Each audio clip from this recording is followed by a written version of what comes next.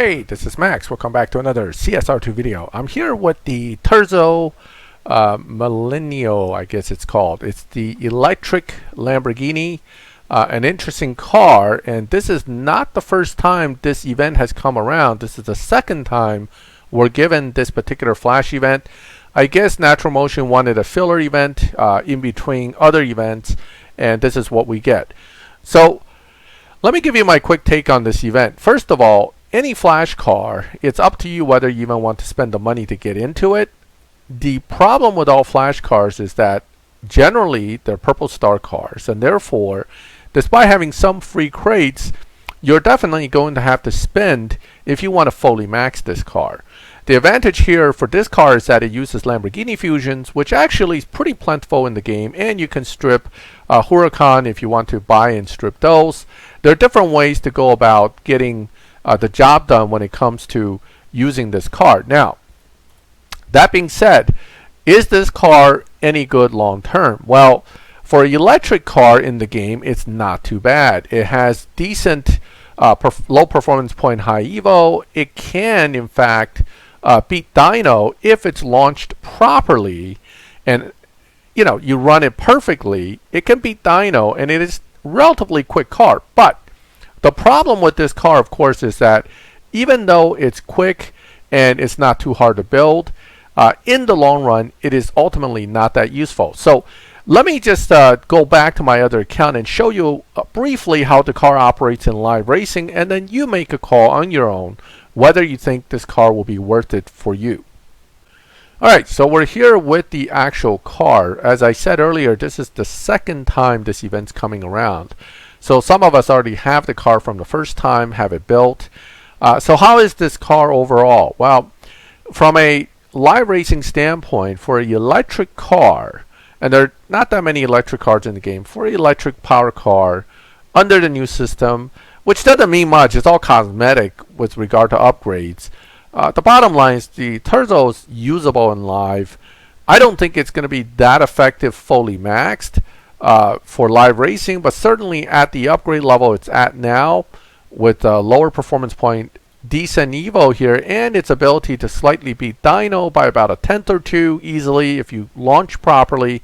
It's a worthy car just to have if you're someone who don't mind spending a little bit. If you're not the spending type, I would advise against actually pushing for this car. But if you are okay with at least buying the car and just messing with it, it's not a bad car at all. Once you build it, understand that Lamborghini Fusions are not that difficult to get, so the car is not super hard to build, but you will not get stage 6s other than the free one from the event, possibly.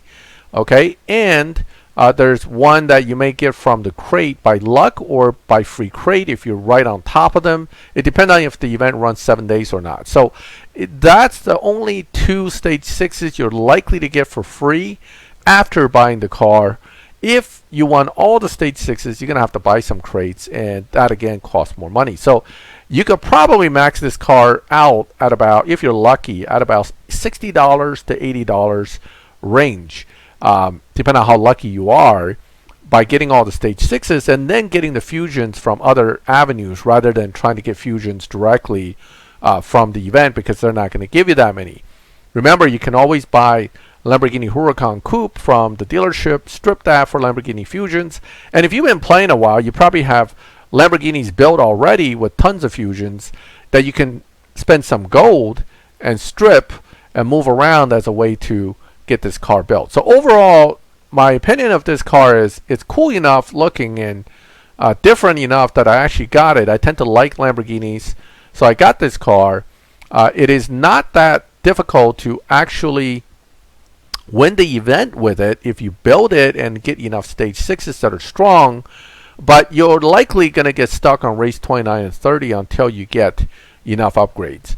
So overall, my opinion of the event and my take on it is it's up to you if you want to do it. It's a filler event. It's the second time this event is coming around.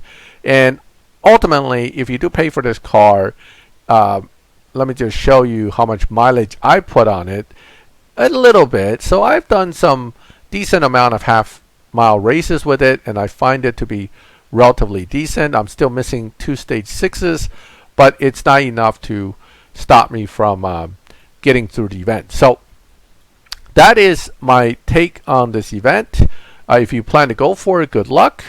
And if you have more questions about the specific car, feel free to ask me in the comments. If you like the video, leave a like. And if you like my channel, hit the subscribe button, hit the bell, and you get notifications when I put out new videos. And as always, thank you for watching my videos. I'll catch you next time.